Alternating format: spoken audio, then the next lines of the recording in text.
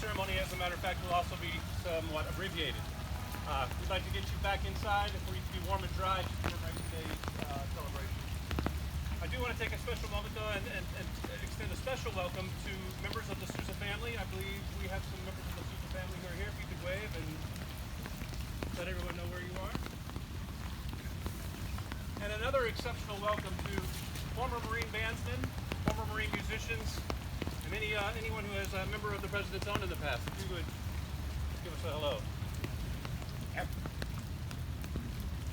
Also, a special thank you to the staff, Lauren, and the staff here at the Congressional Cemetery for the steadfast support of this ceremony over the years, as well as their continued care and tending of this historic site throughout the year.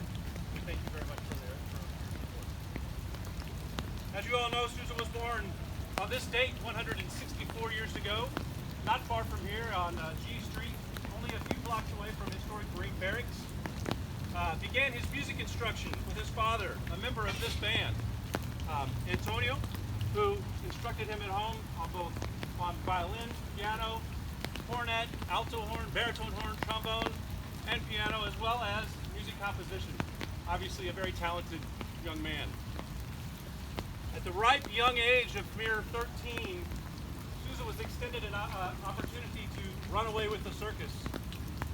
A circus band leader had heard him practicing and extended this opportunity to him to go on tour. Of course, his father found out about this plan and immediately took him down to the barracks and enlisted him in the Marine Corps to serve as a musician apprentice, which he then did for 7 years. His talent got the best of him, and he saw an opportunity to go out on his own and become a civilian musician, which he did by playing in orchestras here in Washington and in Philadelphia, writing his own music and being published. A few short years after that, however, the Commandant of the Marine Corps invited Sousa personally to come on as our 17th music director, which he did. Jumped at the opportunity and served in that capacity for a good 12 years. As you heard earlier, this is a period where a lot of his most famous marches were written. Semper Fidelis, Washington Post, The Thunderer, earning Sousa the title the March King. Of course, his popularity increased during that time period as well. The band was able to, by special permission of President Benjamin Harrison, was able to take their first national tour through the Midwest and through New England. That was such a success that the immediate following year they were scheduled to take another tour all the way out to the West Coast.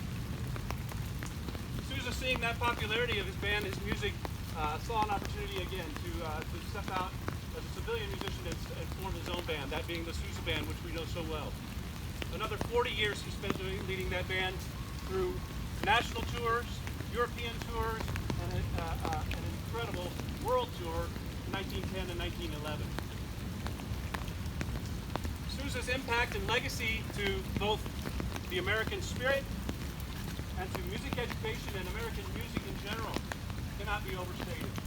Our music education system is very much influenced by his leadership of military bands and military style bands. The level of musicianship that we have in this country also could be attributed to his influence. So his influence lives on today. Sousa was also a highly patriotic American. Wrote the Stars and Stripes supporting the legend on a steamship coming home from Europe in a very short period of time, with the inspiration of seeing his homeland again. So anytime we hear his music, it's inspirational, it's patriotic, and it lives on today even still. I'm going to leave it there. We have an opportunity here to commemorate John Philip Sousa himself by laying a wreath at his gravesite. And we will finish with one of all of our favorite tunes, the Marines hymn. Thank you again for coming out in this weather. We appreciate your attendance and your support. And attend.